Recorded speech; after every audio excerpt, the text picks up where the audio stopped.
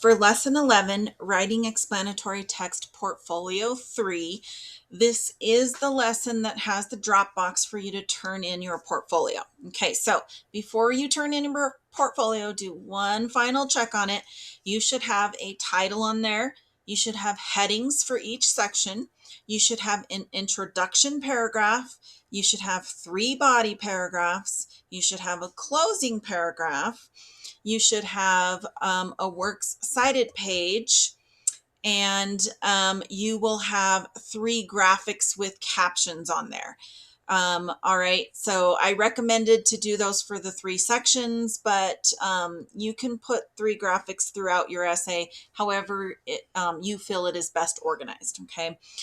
Next, read your essay out loud. Okay, guys, it's really important that you do this because a lot of times when you start reading it, you go back and you reread it, you hear or you notice that you left out words or that it doesn't sound right, or there's a sentence that's like super long and confusing in there, or you may not have any punctuation at all in there. Either you read it aloud, you find an extension or a program that reads out loud to you, because Word will do that. And there's an extension called Read Aloud, I think, that you can download on Google, and it'll read it out loud to you. Or have your learning coach read it and just make sure that it makes sense, okay? It's really important that you read it out loud, okay? Then you can go ahead and turn in your final draft. So make sure you look at the rubric. The rubric is linked right below this video, so you know exactly what you're going to be graded on.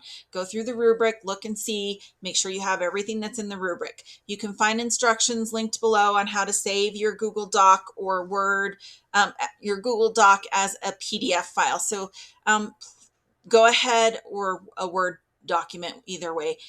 You can upload it to the Dropbox in your online curriculum and turn it in.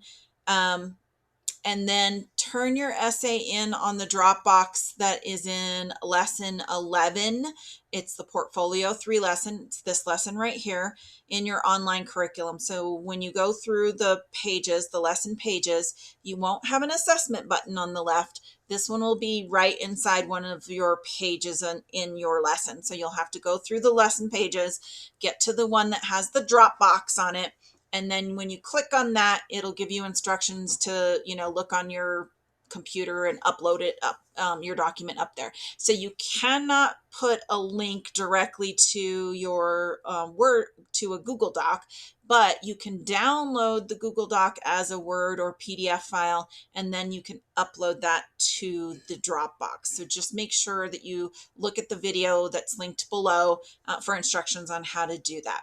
Now, remember that in the units that we have portfolios, you do not have a unit test. So what that means is that for lessons 12 and 13, you're just going to mark those complete, okay? So that's tomorrow and the next day. So if you need extra time to work on your portfolio, you haven't quite finished it, you're still working on it, you can take those 2 days to work on your portfolio and then turn it in on that last day, because really you just have to go into lesson 12 and 13 and just mark those complete. And then you go into lesson 11 and turn in your portfolio. Okay, so that is fine. It will show that that lesson 11 is past due, probably in your planner. If it's in your planner for today, it's going to show that it's past due. That does not affect your grade at all. When you turn it in, it'll just show it as turned in. It does not give you doesn't take points off for being late or anything like that. Okay, so just make sure that you get it turned in. And if you need those extra 2 days, use those extra 2 days. All right, guys, good luck.